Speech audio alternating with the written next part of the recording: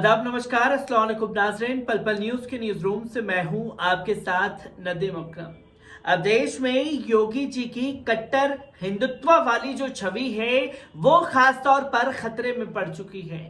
अब आप सोचेंगे कि कैसे खतरे में पड़ चुकी है, क्योंकि अब योगी जी की जो आइडियोलॉजी कट्टर हिंदुत्व वाली थी वो तमाम भाजपा के नेताओं ने अपने अंदर जो है वो ग्रहण कर ली है। इसलिए योगी जी को पीछे छोड़ने पर तमाम भारतीय जनता पार्टी के जो नेता हैं वो लगे हुए हैं। इस फहरिस्त में अगर सबसे पहला नाम आएगा तो सीएम योगी आदित्यनाथ जी का आएगा, तो दूसरा नाम हेमंत बिस्वा जी का भी नहीं भुलाया जा सकता, जो किस तरीके से इस्लाम को लेकर के अपनी जुबान को खोलते रहते हैं और मदरसों को किस तरीके से टारगेट करते हुए हेमंत बिस्वा असम में नजर आए। हेमंत बिस्वा जी का यह दावा लगातार रहा कि भाई साहब मदरसों के अंदर जो है वो आतंकवाद की ट्रेनिंग दी जा रही है। अगर हेमंत बिस्वा जी या उनसे जुड़े कुछ लोग मदरसे में जाकर के तालीम हासिल करते तो जिस तरीके की बयानबाजी मदरसों को लेकर के की जा रही है वो करना बंद कर देते, क्योंकि मदरसों में इंसान बनाने की तालीम दी जाती है। क्योंकि ऐसे बयान तो इंसान देंगे ही नहीं जो समाज में नफरत घोलने का काम करे। अब इन दोनों नेताओं को पीछे छोड़ने की ठानी है मध्य प्रदेश के नरोत्तम मिश्रा जी ने, क्योंकि ये अपने आप को कट्टर हिंदुत्व की छवि पर उभार करके देश के सामने आना चाह रहे हैं, जो लगातार इस्लाम विरोधी टिप्पणी भी करते रहते हैं और मुसलमानों को समय समय पर क्रिटिसाइज भी करते रहते हैं। चाहे पठान को लेकर के बखेड़ा खड़ा करने की बात हो, चाहे मदरसों को लेकर के उनका दिया हुआ बयान हो, जहां उन्होंने कहा कि मदरसों की जांच होनी चाहिए। ऐसे में जब मध्य प्रदेश में मदरसों की जांच कही जाने की बात नरोत्तम मिश्रा द्वारा कर दी गई है, तो कांग्रेस के कद्दावर नेता आरिफ मसूद भी खुल करके नरोत्तम मिश्रा के खिलाफ बोलते हुए नजर आए हैं, जहां इन लोगों को मुंहतोड़ जवाब देने का काम भी खासतौर पर आरिफ मसूद द्वारा किया गया है, जिसकी तस्वीरें लोगों के सामने हैं। आपको बता दें कि मध्य प्रदेश में पठान फिल्म के लगातार हो रहे विरोध के बीच अब मदरसों को लेकर हो रही राजनीति ने पारा गरमा दिया है। गौरतलब है कि रविवार को प्रदेश के गृह मंत्री ने कहा था कि मदरसों में पढ़ाई जाने वाली पाठ्य सामग्री की जांच होगी। वहीं अब एमपी की संस्कृति मंत्री उषा ठाकुर ने भी इस पर बड़ा बयान दिया।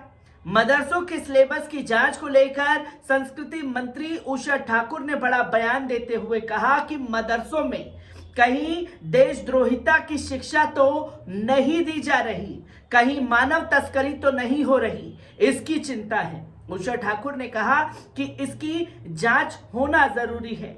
जिन मदरसों को अनुमति नहीं दी गई है उन पर नियंत्रण होना जरूरी है। वहीं इस पर भोपाल से कांग्रेस विधायक आरिफ मसूद ने मदरसों के सिलेबस की जांच को लेकर के बुरी तरीके से भड़कते हुए दिखाई दिए और उन्होंने कहा कि मदरसों की ही क्यों, प्रदेश के सरस्वती शिशु मंदिरों की भी जांच होनी चाहिए। पता चलना चाहिए कि वहां पर क्या पढ़ाई चल रही है। सिर्फ मदरसों को ही टारगेट क्यों किया जा रहा है, मदरसों में क्या हालात है, कम से कम जांच से पता चलेगा।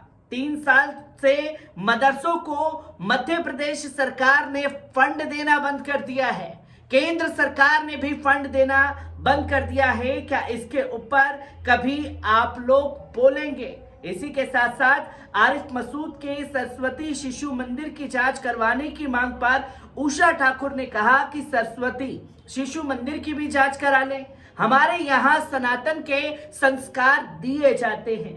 गौरतलब है कि मैं राज्य बाल संरक्षण आयोग दतिया समेत अन्य जिलों के मदरसों का औचक निरीक्षण किया था इस दौरान आयोग ने दावा किया कि कुछ मदरसों में बच्चों को उर्दू पढ़ाई जाती है, साथ ही कुछ मदरसों में आपत्तिजनक सामग्रियां भी पढ़ाई जाती हैं।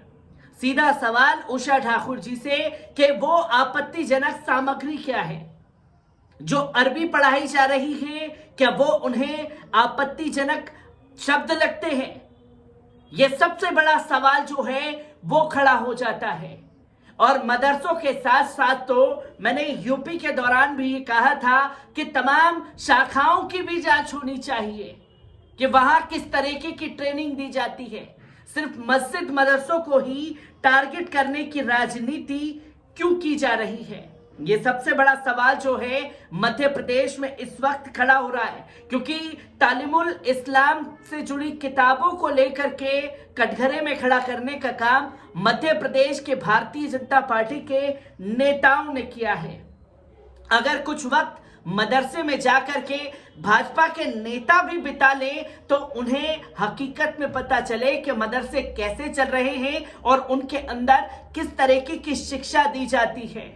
और यकीनन जब मदरसे में जाएंगे तालीम लेने के लिए तो बेहतर इंसान बन करके आएंगे, जो समाज में रहने का, उठने बैठने का तरीका हमारा मदरसा सिखाता है, जिसकी तस्वीरें लोगों के सामने हैं। क्योंकि आपको बता दें कि सितंबर में उत्तर प्रदेश के बाद मध्य प्रदेश में भी मदरसों का सर्वे शुरू हुआ था। इसे लेकर सरकार का रुख साफ था कि जो भी गैर कानूनी मिलेगा उस पर कड़ी कार्रवाई होगी। उस समय राज्य की संस्कृति मंत्री उषा ठाकुर ने मीडिया से खास बातचीत में कहा था कि मदरसा बोर्ड और शिक्षा विभाग की अनुमति के बिना चल रहा है, मदरसों पर कार्रवाई की जाएगी। इसी सिलसिले में अब मदरसों का सिलेबस भी जांच के घेरे में आ गया है। गृह मंत्री नरोत्तम मिश्रा ने भी सभी मदरसों के सिलेबस की जांच करने के आदेश दे दिए। इसके लिए जिला कलेक्टरों को निर्देश जारी हुए हैं। हाल ही में मध्य प्रदेश में मदरसे का औचक निरीक्षण हुआ था। इसे राज्य बाल संरक्षण आयोग ने किया था। इस दौरान एक किताब मिली थी जिसका नाम तालीमुल इस्लाम है। विदिशा के टॉपपुरा की गलियों में मदरसा मरियम मदरसे में कुछ हिंदू बच्चों के पढ़ने की शिकायत आई थी।